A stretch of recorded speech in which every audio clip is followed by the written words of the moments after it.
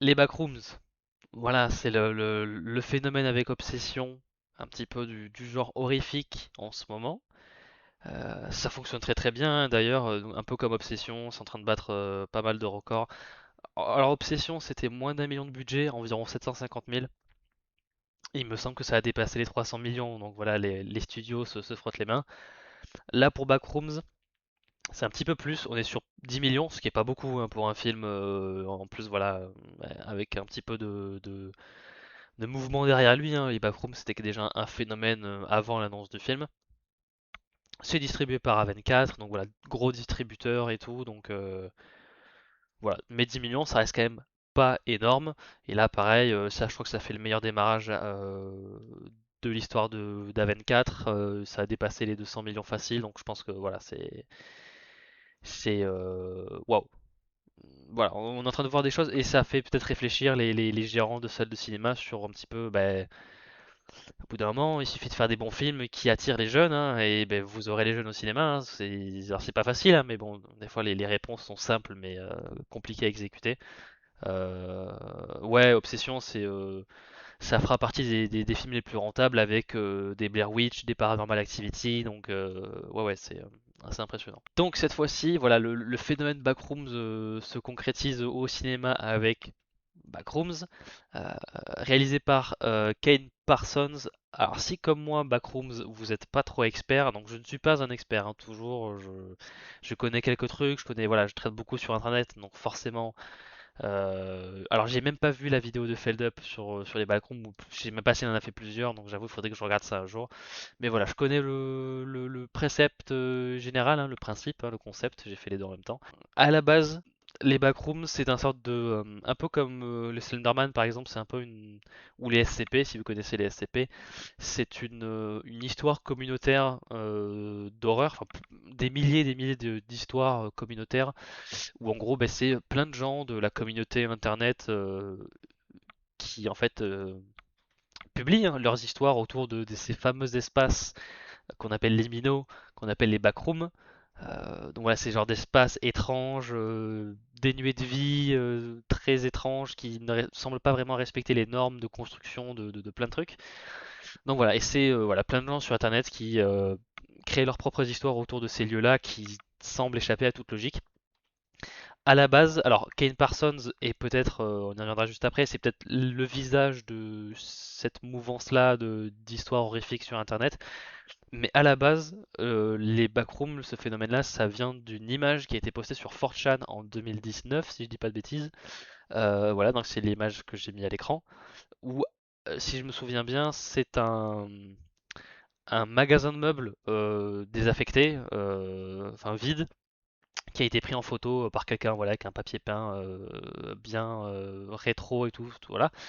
Et c'est un petit peu insufflé plein de scénaristes sur internet, de gens.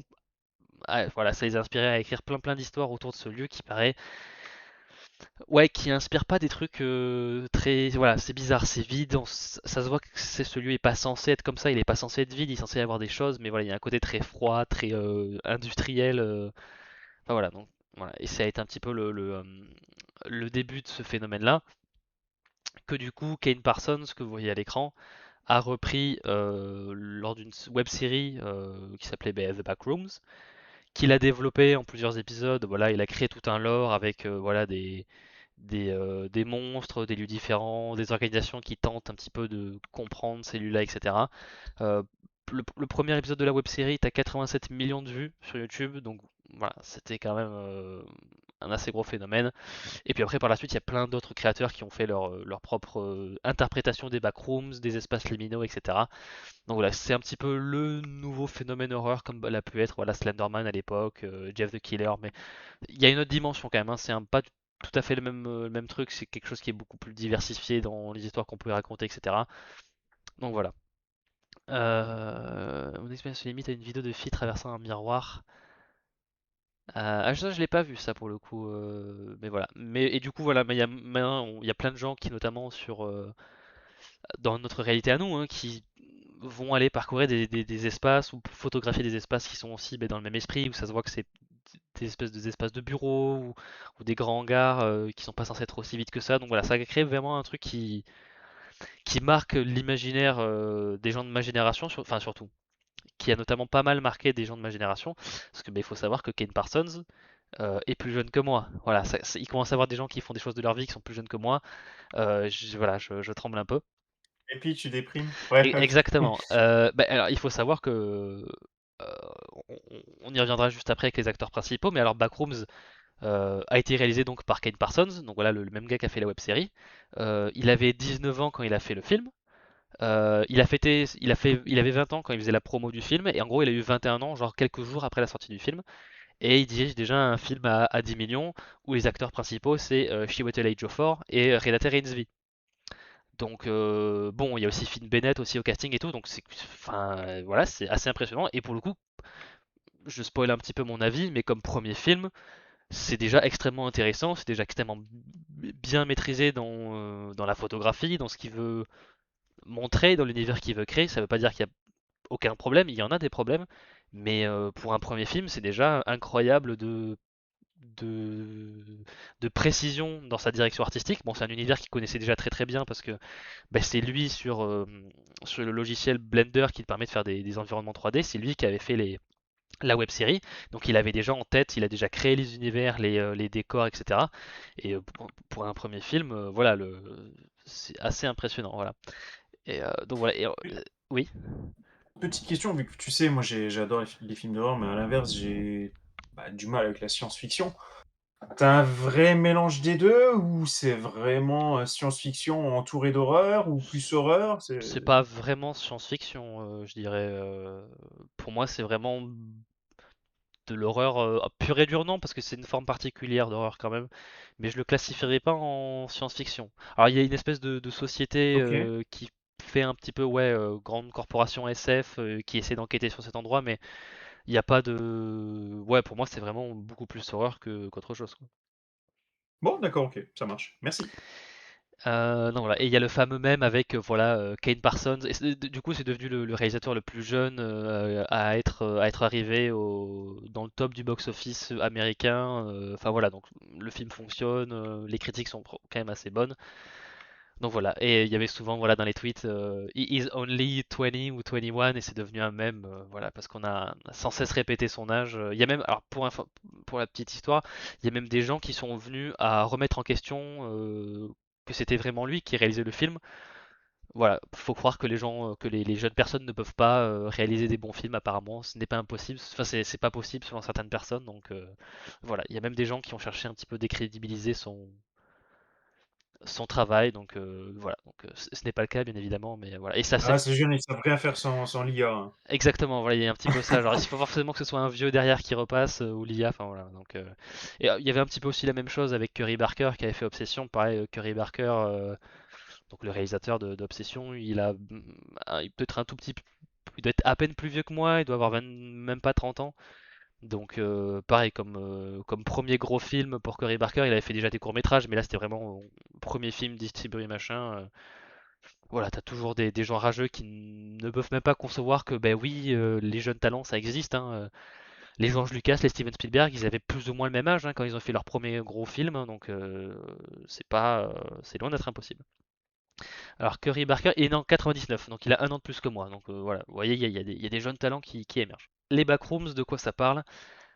On suit principalement Clark, donc Chiwetel Ejiofor, qu'on voit à l'écran, qui est le propriétaire d'un magasin de meubles qui marche pas des masses dans une zone périurbaine qui fait vraiment très typique des États-Unis, voilà, avec des sortes de centres commerciaux, des zones industrielles. Enfin, il faut savoir que le film est dans les années 90, se, se passe en 1990.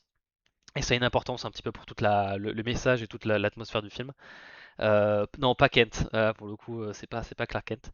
Euh, qui voilà, le propriétaire d'un magasin de meubles qui fonctionne pas des masses, qui notamment va voir régulièrement sa psy, parce que voilà, il est en train de gérer un divorce qui s'est pas bien passé, etc. Donc il a un peu l'impression d'être passé à côté de quelque chose dans sa vie.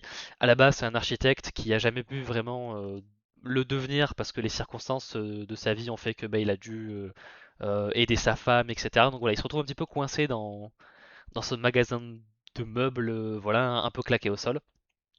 Et c'est dans ce magasin-là, au sous-sol de ce magasin-là, qu'il découvre l'entrée vers les backrooms à travers un mur, euh, puisque les backrooms, c'est un sorte de, ouais, d'espace étrange de la réalité, mais qui n'existe pas tout à fait sur le même plan. Donc en fait, il traverse littéralement un mur pour accéder aux backrooms. Dans d'autres vidéos, dans d'autres web-séries, etc., il y a des gens qui sont juste dans la rue en train de marcher et ils tombent à travers la rue pour aller dans les backrooms. C'est comme si il y avait du no-clip dans un jeu vidéo. Voilà, il a traversé les textures et il s'est retrouvé dans les backrooms. C'est un peu ça le principe. Il décide donc voilà d'aller explorer cet endroit en ramenant ses deux employés, les deux employés du magasin avec lui pour filmer le truc. Filmant, alors évidemment comme on est en 1990, qui dit filmer quelque chose dit il faut filmer sur un caméscope en VHS. Et il faut savoir que le style VHS est très lié aux backrooms parce que les premières vidéos de Kane Parsons sur l'univers, c'est voilà, c'est filmé via comme si c'était un gars, un scientifique ou un gars qui est dans les lieux, qui est en train de filmer avec une caméra, donc VHS, caméscope, et c'est ce qui donne un petit peu sa particularité à l'univers des backrooms. Voilà, c'est tout est filmé dans un truc assez en mauvaise qualité, style VHS. Donc voilà, et puis ça va avec tout le côté de voilà, voilà, c'est l'horreur analogique, hein, on va dire ça comme ça, analog horror. Donc voilà, c'est un petit peu bah, c'est comme vous pouvez faire Blair Witch ou Rec, hein, notamment. Voilà, c'est le même style, mais sauf que c'est encore plus vieux, donc VHS. Clark finit par ne plus se rendre chez sa psy. Donc du coup, sa psy décide d'aller enquêter sur bah, où est-ce qu'il est passé, parce qu'il avait dit qu'il reviendrait, etc. Et c'est un petit peu là que le film vraiment commence. Voilà. Et après, j'en dis pas plus parce que c'est vraiment au-delà du synopsis. Là, voilà. Donc voilà. Donc il y a aussi également sa psy qui va se retrouver à enquêter sur les fameuses backrooms. Donc Psy incarné par Renate Reinsve qui a notamment été dans la course aux Oscars cette année pour euh, Sentimental Values, j'ai envie de dire, le film avec le gars qui joue dans Andor, qui joue dans Stellan Skarsgård, voilà, c'est bon, j'ai retrouvé le nom. Non, Matt, je ne... je- Analogue. Analogue. Donc voilà, c'est casting assez... alors le casting est pas énorme, il y a genre 5-6 acteurs à tout péter, mais quand même, voilà, Finn Bennett qui jouait dans A Night of the Seven Kingdoms, voilà la série Game of Thrones que j'ai abordée il y a quelques mois. Chiwetel Ejiofor, pareil, il me semble qu'il a été nominé aux Oscars au moins une fois. Donc voilà, niveau interprétation, tous les acteurs sont bons. C'est pas le genre de film qui va tout le temps solliciter des scènes extrêmement intenses en termes de jeu d'acteur, mais il y en a quelques-unes où vraiment voilà, on confronte certains personnages entre eux, certains épisodes assez traumatiques de leur vie, etc. Rien à redire, là pour le coup, je sais pas si Parsons a déjà eu de l'expérience dans la direction d'acteur, mais bon, je trouve qu'il, voilà, pour son premier long métrage dirigé, Age of 4 et Reigns V, c'est pas évident, hein, ça peut être assez intimidant quand même. Donc je trouve qu'il s'en est très bien sorti. Et puis au niveau des personnages, ce que j'ai bien apprécié, c'est que c'est loin d'être des gens parfaits. Euh, Ils ont vraiment des problèmes assez évidents et c'est pas forcément des problèmes qui seront tous réglés ou qui vont mener sur une résolution très voilà ouais, conclue d'une manière très propre et lisse et machin. Donc voilà, il y a des vrais trucs un petit peu qui font très vrais personnages, très virels où bah, tout ne se finit pas forcément de manière très logique. Tout n'a pas forcément toujours de sens. C'est un des messages principaux hein, du film de toute façon. Donc voilà, c'est ce que j'ai bien apprécié dans les personnages. Ils vont pas forcément tous aller vers les choix les plus vertueux, les plus logiques, etc. Euh, Par contre, ce qui est bien aussi, c'est qu'ils sont relativement intelligents. Enfin, on va dire que s'ils entendent un bruit suspect ou s'il y a un truc chelou dans un coin de pièce, etc., ils vont pas tout de suite aller en mode oh qui est là, je vais aller voir dans le noir. Non, il y a vraiment un côté, ils ont le sens de la préservation quand même. S'il y a un truc un petit peu trop flippant pour eux, ils vont se casser. Donc voilà, on n'est pas sur des personnages débiles ou plat ou superficiel. On n'est pas sur un film Jason, quoi. Voilà, exactement. Il y a des gens qui veulent faire des trucs un petit peu stupides ou que toi tu ferais pas, mais c'est pas. Ils vont vite changer d'avis, ce genre de choses. Donc voilà, c'est pas. Voilà, c'est pas. Ils sont pas teuteux les personnages, donc voilà. Alors évidemment, vous voyez que l'image, il se passe des choses un petit peu cheloues dans les backrooms, hein, parce que ça a beau être des espaces qui sont un petit peu des sortes d'échos de la réalité, mais des échos un petit peu déformés, incomplets.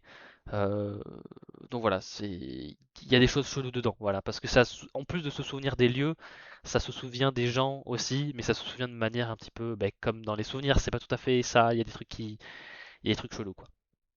Donc c'est pas juste uniquement de l'horreur atmosphérique, un petit peu anxieux, etc. Il y a vraiment des menaces qui existent là-dedans. Alors vous les verrez pas toutes dans le film parce que je pense qu'il vaut mieux se concentrer sur voilà, mais il y en a. Oui, oui. Après je dis il n'y a pas beaucoup d'acteurs et je disais pas ça en mode voilà, mais c'est un film assez épuré à ce niveau-là. Mais le film avait pas forcément besoin de plus d'acteurs, hein. Il débrouille très bien là-dessus. Alors oui, sens de préservation. Oui, alors ils vont dans une pièce qui pourrait être une autre dimension, mais disons que c'est pas des pièces qui crient tout de suite. Il y a des trucs chelous partout. C'est juste ouais des trucs qui ressemblent à des, des espaces de bureau, des salles à manger, des trucs comme ça. Enfin c'est très glauque. Enfin c'est très décontenançant, mais c'est pas genre il y a pas du sang partout sur les murs, il y a pas des crochets pour accrocher des cadavres machin. Donc c'est euh, c'est particulier. C'est une atmosphère très particulière pour le coup. Donc évidemment, bon, il y a beau avoir des acteurs, évidemment, alors selon moi vraiment l'attrait, l'atout principal du film, c'est ses décors, c'est ses lieux. Bah, évidemment, c'est les backrooms, hein, c'est un petit peu tout le principe. Et du coup, le film se divise un peu en deux. Les Jaffa de Stargate, j'imagine. Non, même pas en plus, parce que ça n'a rien à voir avec les pièces qui écrit. Si, Jaffa, crie. Ah, oh, putain, oui. Oula, c'est vrai. J'avais vu juste. Euh, Comment t'as pu oublier? Ils le disent 10 fois par Oui, saison, hein. ça fait longtemps que j'ai pas regardé Stargate, ça fait longtemps. Du coup, le film est un peu divisé en deux dans le sens où vraiment, bah, il y a quand même des séquences qui se passent dans le monde réel, hein, c'est pas tout le film se passe pas dans les backrooms. D'ailleurs, pour information, Jaffa c'est 2F. Voilà, si je veux vraiment être chiant. Euh, donc voilà. Et ce qui est bien, et du coup, c'est alors, je vais pas Ça m'approprier n'a pas le. la référence, mais après, ça te donne des cours d'orthographe Jaffa, tu Exactement. vois. Moi, je suis je suis hyper agréable. Voilà, on adore traîner avec moi. Je corrige tout le monde sur l'orthographe. Ouais, j'en suis sûr, ouais, ouais, c'est bien connu qu'on Les gens, adore ce genre de personnes. voilà, les gens, ils adorent ça. Euh, j'avais regardé une vidéo voilà, du fausseur du film, fausseur de film, enfin François Torel du coup maintenant, qui parlait du film et qui disait que, du coup je m'attribue pas à la réflexion, c'est pas moi qui l'ai un peu, qui est sorti de mon cerveau, c'est que le réel, du coup Parsons, filme et les backrooms et le monde réel de la même manière. Ce qui veut dire que voilà, il y a quand même de l'intention derrière, parce que ben, tu filmes pas un endroit qui représente le gigantisme abandonné des États-Unis des années 90. Tu filmes pas les espaces de bureaux qui n'ont aucun sens. Tu ne filmes pas les meubles un petit peu à moitié dans les murs qui n'ont aucun sens. Enfin, tu filmes pas un endroit dans lequel les repères n'existent plus, dans lequel il n'y a plus d'âme humaine, de chaleur humaine, d'extérieur. Tu filmes pas ça de la même manière que le monde extérieur si tu veux pas dire quelque chose sur le monde extérieur aussi en fait. Et c'est ça qui est bien, c'est que comme les backrooms projettent, voilà, c'est un sorte d'écho du monde réel, on va pouvoir filmer des décors qui sont relativement similaires de la même manière et du coup ben, ça veut vraiment poser du coup ça fait réfléchir quoi, c'est voilà le fameux voilà ça veut parler de notre société et c'est très évident, le réel le dit. Mais du coup c'est très malin parce que il y a des endroits dans le film où voilà, on filme plus ou moins les mêmes endroits, mais un dans la version des backrooms et un dans la version réelle. Et en fait, ouais, tu te rends compte que ben, ce genre d'endroits, dans le monde réel, eux aussi, ils sont dénués de quelque chose qui les rend complètement humains, qui les rend complètement logiques. Euh, Et du coup, c'est très important. C'est pour ça aussi que l'âge de Kane Parsons est souvent revenu, parce que c'est quelqu'un qui a 21 ans maintenant, du coup, qui est né en 2005. Il fait un film, il fait un univers sur un aspect des États-Unis qui date des années 90. Voilà, le film se passe dans les années 90, mais pas mal des trucs des backrooms, le style des VHS, le style des décors et tout ça, ça fait très années 90, voire un tout petit peu début des années 2000, dans le sens où voilà, c'était un petit peu la fin de l'expansionnisme économique américain, enfin, c'était vraiment la fin de l'âge d'or, entre guillemets, on était encore dans une période relativement bénigne. Voilà, y a pas, le 11 septembre n'a pas encore eu lieu, il y a pas eu de crise bancaire majeure comme 2008, etc. Du coup, on était un peu dans une forme où voilà, les États-Unis étaient dans une sorte d'opulence et s'étendaient, s'étalaient, construisaient des choses complètement absurdes aujourd'hui. Et du coup, en fait, ben, les backrooms, c'est un petit peu l'héritage de ça. C'est l'écho d'un monde que des gens de ma génération, comme Parsons, moi, n'ont jamais connu. Voilà, voir les backrooms, moi, ça me rappelle notamment un centre commercial que j'ai connu. Voilà, donc c'est vraiment l'écho d'un monde que lui comme moi n'a jamais connu, ce qui fait que on n'arrive pas, on l'imagine différemment. Euh, Dans le film, le concept des backrooms, un petit peu pour essayer de comprendre la manière dont est foutu cet espace, à quel point les choses n'ont aucun sens, il y a des murs qui se ferment sur d'autres, il y a des lumières qui sont coupées en deux, etc. Le film utilise l'image de essayer de décrire les backrooms, c'est un peu comme essayer de décrire un chien à quelqu'un qui n'a jamais vu de chien de leur vie, et après tu lui demandes de dessiner ce qu'est un chien. Et ben, les backrooms, c'est un peu ça, c'est quelqu'un qui n'a jamais connu le monde réel, tu lui, tu lui expliques ce que c'est, et tu lui dis, ben vas-y, maintenant dessine-moi ce que c'est le monde réel. C'est un peu ça, c'est des approximations, c'est des échos, c'est des souvenirs. Donc voilà, et même voilà le magasin de meubles dans la réalité, si t'enlèves tous les meubles, ça fait un espace vide qui n'a aucun sens, qui n'a plus de vie. Donc voilà, et donc, du coup, c'est pour ça que je trouvais très intelligent la manière de filmer, certes les backrooms, mais aussi le monde réel, quoi, tout simplement. J'ai mis pas mal d'exemples. Alors, j'ai pas pu trouver énormément de décors variés dans les backrooms. Après, la plupart du temps, quand on est dans les backrooms, on est toujours voilà, dans cette esthétique de mur un petit peu jaune, pâle, dégueulasse, avec un papier peint très caractéristique. Et voilà, comme on le voit, il y a des murs qui sont pas tout à fait droits. Il y a des sortes de ouais, d'irrégularités dans les murs. Enfin voilà, des fois il y a des piliers en plein milieu des pièces ou alors qui sont juste accolés au mur, mais qui sont pas tout à fait collés pour que ça fasse vraiment une extension du mur. Enfin, c'est vraiment voilà, là, il y a des pentes qui mènent vers des toutes petites portes, etc. Donc c'est vraiment un. Si vous connaissez notamment le manoir à Winchester, je sais plus où c'est aux États-Unis, etc. C'est un peu ça. Il y a pas mal de pièces qui mènent sur nulle part, etc. Donc voilà, je sais pas si j'ai mis d'autres images. Oui, voilà, il y a certains meubles qui commencent à rentrer dans le sol. Il y a des étagères qui commencent à devenir vides. Enfin voilà, c'est vraiment l'apologie du vide, du froid, ouais, l'écho d'un monde qu'on n'a jamais connu. Voilà, c'est surtout ça Effectivement, ça fait bien penser au manoir Winchester pour le coup. voilà. Effectivement.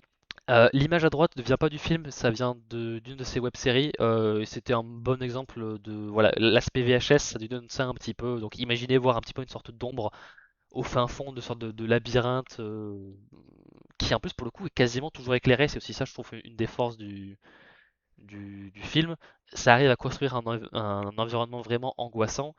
Alors il y a des passages qui sont plus dans l'ombre et la pénombre et on l'utilise aussi, mais une grande partie du film, c'est vraiment des décors qui sont très aseptisés, froids, éclairés, avec évidemment quelques touches d'ombre, mais ça réussit vraiment à créer un truc angoissant. Moi, j'avoue que ce genre de décor, ça m'angoisse pas mal. Enfin, c'est vraiment des. Il n'y a pas l'air vraiment d'avoir de sens dans l'espace.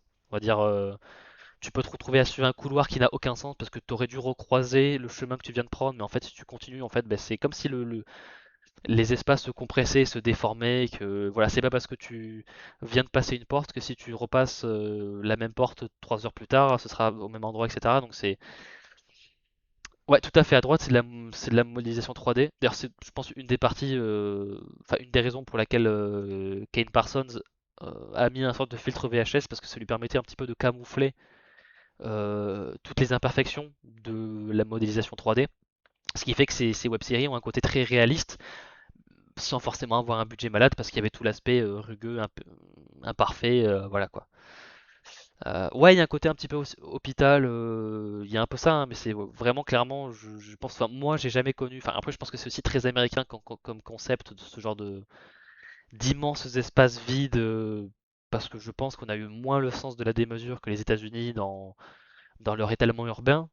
Mais je pense qu'il y a pas mal d'endroits aux États-Unis, notamment les centres commerciaux très typiques des US, voilà, sur 2 étages et machin. Il y en a pas mal qui deviennent abandonnés aujourd'hui. Et il y a vraiment la même angoisse, le même ressenti. C'est des espaces qui n'étaient pas vides avant, mais qui le deviennent. Et du coup, ben, quand on marche un petit peu dans les ruines d'un monde, ça fait très apocalyptique, mais dans les ruines d'une société qui n'existe plus, maintenant, t'as enlevé tout le contenu de ces bâtiments-là. Et on se retrouve avec un sorte de squelette d'endroits dans lesquels ben, défilent des créatures, des copies de copies, des sortes de souvenirs, des échos chelous. Donc ouais, ça, le message sur un petit peu, en plus dans le film, il y a tout un message sur les boucles, sur comment on évolue en tant que personne, sur est-ce qu'on a tendance à se réconforter en restant dans ces boucles-là ou pas, est-ce qu'on a vraiment l'envie de sortir de ce genre de boucles psychologiques, mais qu'on peut aussi ramener au backroom, hein. Les backrooms sont des choses qui sont quasiment identiques, mais jamais tout à fait les mêmes. C'est pas tout à fait les mêmes choses, c'est pas tout à fait les mêmes lieux. À chaque fois, ça copie des approximations et du coup, ça devient des copies, des copies, des copies. Et du coup, ça n'a plus aucun sens. Enfin, donc voilà, ça fait réfléchir. Voilà, ça fait un peu cliché comme réflexion, mais oui, ça veut vraiment dire quelque chose sur la société de consommation, sur l'angoisse un petit peu de ce monde capitaliste qui construisent des choses qui en fait n'ont pas vraiment de réellement de sens finalement en termes de système, de structure, d'architecture. Donc c'est ma cam. Pourtant, Et euh, donc le verdict, c'est, un gars de 20 ans qui a fait, bien mieux que toi dans la vie, donc c'est bien ça. exactement, tout à fait. Et ce en, 2 mois derrière une caméra, quoi. Ah, 2 mois, je sais pas, mais non, non, c'est carrément quelqu'un, oui, qui. En plus, je trouve qu'il est extrêmement intéressant à écouter parler en interview parce que ça se voit il respecte le processus artistique, il est vraiment anti-intelligence artificielle et ça fait du bien parce que quand tu vois des gens comme Darren Aronofsky qui commencent à faire des courts-métrages et des machins en IA, je suis en mode bon, ok, t'es devenu un loser en fait. Donc ça fait plaisir de voir quelqu'un qui est aussi jeune mais et qui est pas feignant, qui vraiment aime le processus créatif, qui a vraiment une vision claire de ce qu'il a envie de voir et du coup il le fait. Il le fait plutôt bien. Habituellement, quand je rentre un film dans Letterboxd pour le mettre dans mon journal, en général je donne une note. J'ai, je serais pas encore lui mettre de notes. J'ai globalement plutôt bien apprécié parce que ça propose un univers horrifique qui moi m'est très anxiogène parce que je vois un petit peu tout le message derrière et je retrouve un petit peu les mêmes angoisses voilà, on hérite d'un monde qui est pas tout à fait adapté à ce qu'on veut, à qui on est. Mais il y a une fin que je trouve qui me rend très perplexe. Alors, je pense qu'elle est voulue, je pense qu'elle est faite comme ça, elle est faite pour amener une sorte de non-satisfaction, de voilà, on boucle pas tout à fait bien les choses. Euh, mais ça me rentre aussi dans le côté de ben, les backrooms, c'est aussi tout n'a pas de sens, tout n'est pas logique, tout n'est pas bien fini voilà, avec la fin et machin. Et le film, il est pareil. Il y a des trucs qui est pas tout à fait bien fini. Alors ça, pour le moment, je dis ça d'une manière assez cohérente vis-à-vis de ce que personne veut faire, ou dans le sens, je pense qu'il a volontairement fait une fin très abrupte, très insatisfaisante, en tout cas qui termine pas vraiment tout. Déjà, c'est un univers qui est plus large, du coup, ben, c'est normal un petit peu de peut-être vouloir laisser certaines pistes pour un petit peu s'imaginer, pas forcément faire de suite, parce que c'est peut-être pas ce qu'il a envie de faire, mais s'imaginer un petit peu ce qui se pourrait passer après. Et même de toute façon, voilà, l'univers des backrooms, c'est des choses qui se complètent par tellement d'éléments qui viennent d'autres personnes pour se compléter, pour créer une sorte d'univers qui se construit de manière communautaire. Ben, en fait, le public, pour le coup, Matt accroche plutôt bien. Le film a pas des. Et peut-être, et par exemple, il est moins bien considéré qu'Obsession, parce que je pense qu'Obsession vraiment est plus classique dans sa structure. Il se finit quand c'est la fin, et on voit bien que c'est la fin. Ouais, mais c'est surtout qu'ils sont à peu près sortis en même temps, sinon jamais de la vie on se serait amusé à comparer, quoi. Oui, oui, et même je pense que Backrooms, pour moi, reste quand même un plutôt bon film. Après, c'est vrai que je trouve qu'il y a quand même peut-être un- quelques lenteurs de temps en temps.